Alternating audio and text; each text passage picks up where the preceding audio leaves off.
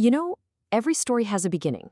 And for the man who would one day break worlds, his story doesn't start with some big explosion, but with a quiet thought about what it really means to be human in this vast and, let's be honest, often cruel universe. But this is where his story ends up. Or at least, this is the legend he becomes. Hadrian Marlowe, the half-mortal, Starbreaker, Sun-Eater. It's a name that's whispered across the galaxy, a name that means the complete and total annihilation of an entire species. So the question that just hangs over everything is how? How does a man become a myth like that? How does he become a monster?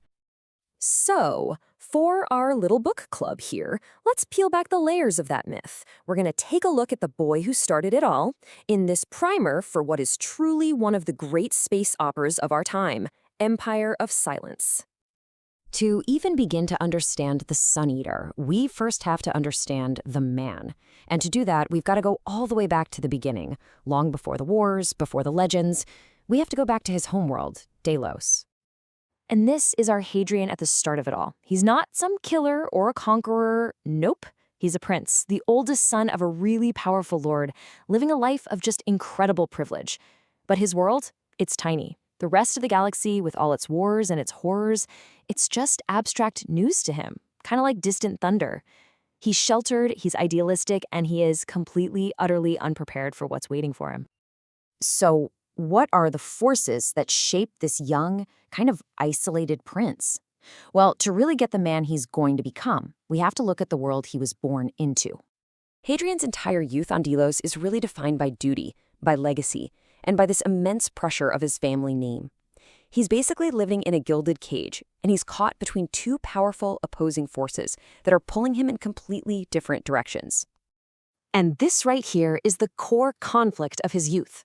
On one side, you've got his father, Lord Alistair Marlowe, a cold, pragmatic ruler who pretty much sees his son as a tool, just another piece on the chessboard to be used for the family's gain. For him, life is all about power and legacy. And then on the other side, you have his tutor, Tor Gibson, who is everything his father is not. Gibson teaches Hadrian about the value of knowledge, of truth, and of a life spent learning, not ruling. This is the dream that Hadrian chooses for himself. He doesn't want to be a lord or some great warrior. He wants to be a scholiast, a scholar, a seeker of knowledge out there among the stars. It's really just a quiet rebellion, this simple desire for a life of the mind.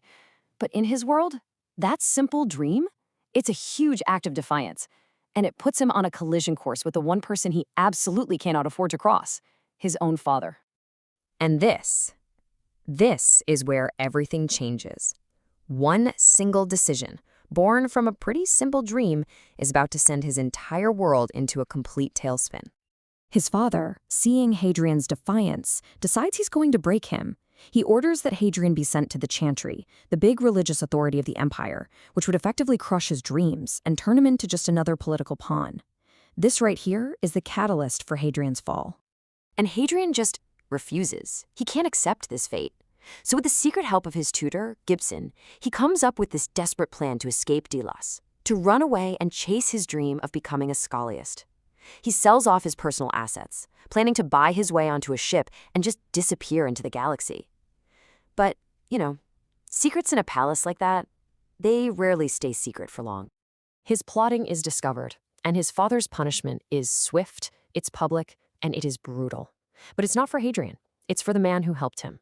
Right there in the castle plaza, in front of everybody, his tutor Gibson is tortured, branded as a criminal for life, and Hadrian is forced to watch it all, held back by guards, his screams just totally unheard. This is his first real, painful lesson in the cost of defiance. But then, just when you think it can't get worse, there's this stunning twist.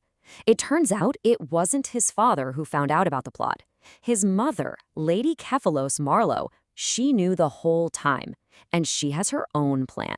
She reveals that she's the one who has arranged his true escape, a totally different path off-world, far away from his father's watchful eyes. In this incredibly rare moment of affection, she gives him his chance at freedom. It's this act of desperate, really complicated love, a mother choosing her son's dreams over her husband's ambitions. And for a second, it feels like a miracle, a final chance for the life he's always wanted. But the escape goes horribly, horribly wrong. The merchant captain she paid to get him out betrays him, steals all his money, all his possessions. He's put into a long-haul cryosleep, and when he wakes up, he's not on the scholar's world he was promised. He's on some backwater planet called Emesh. His identity has been wiped, his money's gone, and he's been left for dead. A nameless refugee on a world that couldn't care less. The prince is gone, the student is gone, all that's left is a survivor. And it's here, on this forgotten world, that the man who will become the Sun Eater is truly born. So, here we are with Hadrian on Emesh. On this harsh, totally unforgiving planet, he has to learn to survive. He's not a lord's son anymore. He's literally nothing. He's battling starvation, homelessness, and the constant threat of violence. And this is rock bottom. I mean, from the high spires of his father's castle to hiding in a filthy loading dock, this is the complete and utter destruction of his old self. He's beaten, he's robbed, and he learns firsthand about the kind of brutality he'd only ever read about in books. But down there, in the depths of all that despair, he finds something he never expected. To survive, he becomes a myrmidon, a slave gladiator, fighting in the arenas of the Colosso. And it's here, surrounded by other outcasts and criminals, that he finds a new family. For the first time in his life, he experiences true camaraderie, a loyalty that's forged in blood and sand. He learns to fight, he learns to kill, and he learns to belong. So, how does all of this bring us back to the legend we started with? The man who takes a new name in the fighting pits is a universe away from the boy who dreamed of being a scholar. But if you look closely, all the pieces are there. Just think about the ingredients, right? You've got the crushing weight of his father's legacy, which taught him all about power. You've got the shattering of his idealistic view of the world, which taught him the galaxy is not a kind place. Then there's the raw brutality of survival on the streets, which stripped away all his softness. Add in the forging of a new family in the arena, which gave him something real to fight for. And finally, the discovery of his own killer's instinct, which showed him exactly what he was capable of. These are the seeds of the Sun Eater. Which brings us to our first real question for discussion. When you look at his journey, how much of it is actually his own choice? Yeah, he chose to defy his father, but wasn't he kind of forced into that corner? He fought to survive, but wasn't that just circumstance? It really gets at that timeless question of fate versus free will, doesn't it?